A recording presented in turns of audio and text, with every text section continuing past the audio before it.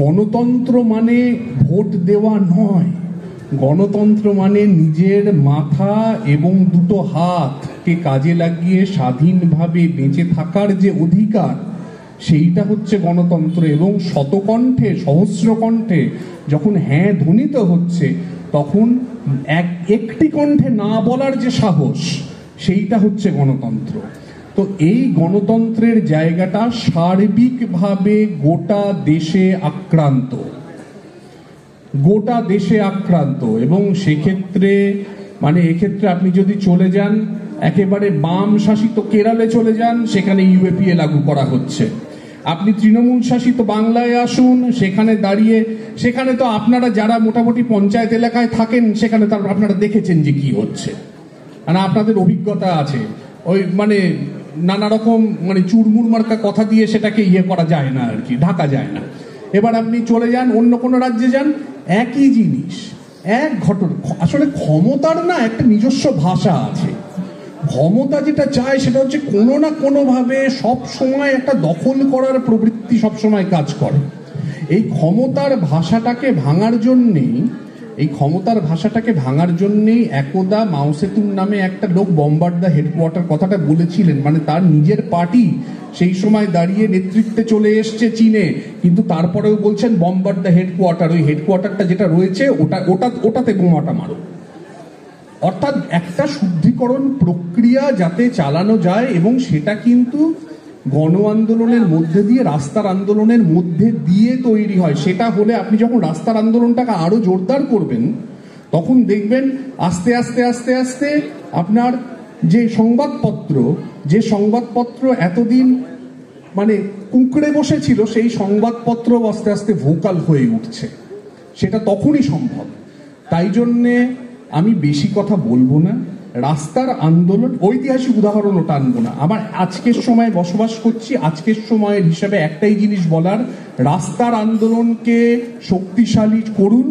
চলুন একসাথে রাস্তার আন্দোলনটাকে শক্তিশালী করি, তবে দেখবেন যে গণতন্ত্রের যে চতুর্থ স্তম্ভ, সেই চতুর্থ স্তম্ভটাও রক্ষা পাবে।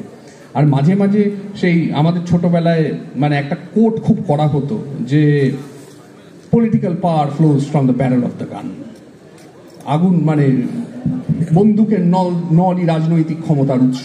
হ্যাঁ, তো বিষয় হচ্ছে আদতে এটা যারা ব্যবহার করতেন, মাও সেতুংয়ের কোট, একটা লেখার কোট, তো তার আজকে দেখা যায় যে যতগুলো দল ক্ষমতায় রয়েছে, এই সংসদীয় পদ্ধতিতেও যারা ক্ষমতায় রয়েছে, তারা এটাকে সবচেয়ে বেশি ব্যবহার করে। তারা এটা বলে না, কিন্তু সবচেয়ে বেশি এই পথটা তারাই ব্যবহার করে।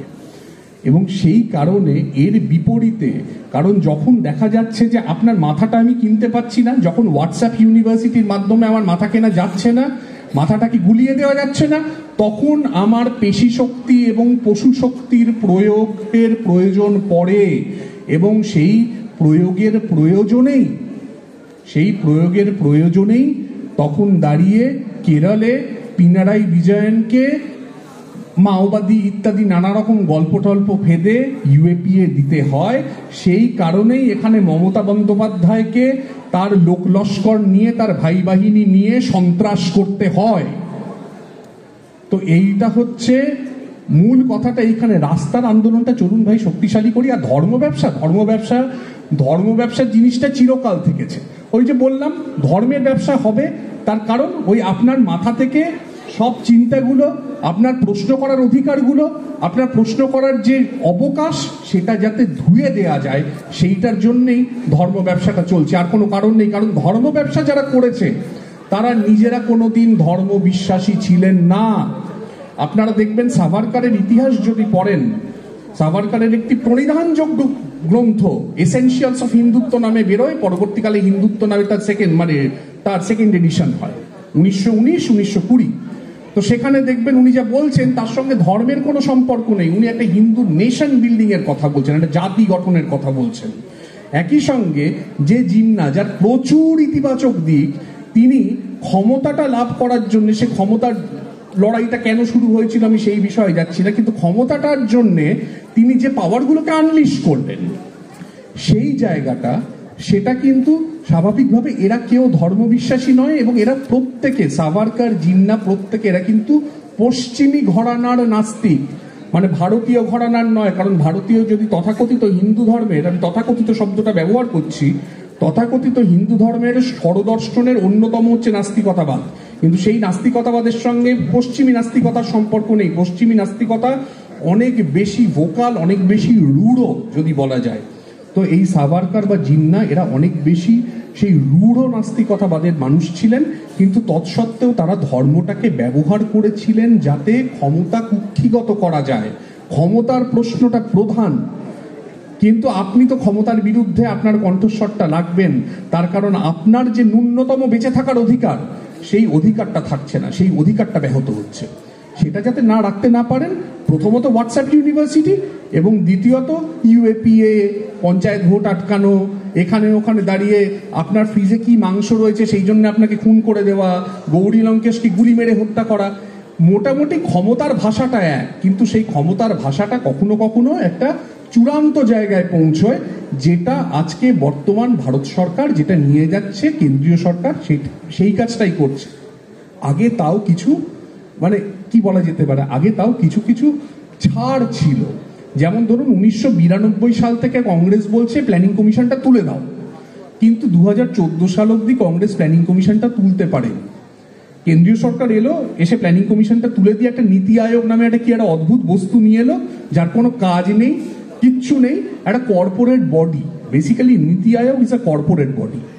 সেটাকে নিয়ে আসা হলো, এবং নিয়ে এসে গোটা দেশের যে অর্থনৈতিক ভারসাম্য সেটাকে ধ্বংস করে দেওয়ার একটা চেষ্টা শুরু হলো। এই জায়গাটাই ফ্যাসিবাদ এই কাজটাই করে। সমস্ত প্রতিক্রিয়ার যে চলন, সেই চলনকে যত দ্রুত করা যায় সেই কাজটাই সে করে। ফ্যাসিবাদ অনেকটা দেখবেন ভূতের পায়ের মতো, বলে না ভূতের উল্টো দিকে পা, তো সেই রকম ফ্যাসিবাদ হচ্ছে ভূতের উল্টো দিকে পা।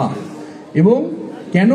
সবচেয়ে পুঁজির সবচেয়ে লুম্পেন অংশ এবং সবচেয়ে পিছিয়ে পড়া চিন্তা, এই দুটো যখন দুটোর সংশ্লেষ ঘটে যখন, তখন ফ্যাসিবাদ জিনিসটা তৈরি হয় এবং সেই পা পিছিয়ে যায়। তো সেই পাটাকে টেনে সোজা করে মাটিতে হিঁচড়ে নিয়ে আসার দায়িত্ব জনগণের। তারা যদি গণ আন্দোলনটা গড়ে তোলেন, রাস্তার আন্দোলনটা গড়ে তোলেন, তবে গণতন্ত্র সুনিশ্চিত হয় এবং গণতন্ত্রের চতুর্থ স্তম্ভগুলো আস্তে আস্তে ভেঙে পড়া অবস্থা থেকে অন্যান্য স্তম্ভের পাশাপাশি সেটাও একটু দৃঢ় হয়ে আপরাইট হয়ে দাঁড়াতে পারে।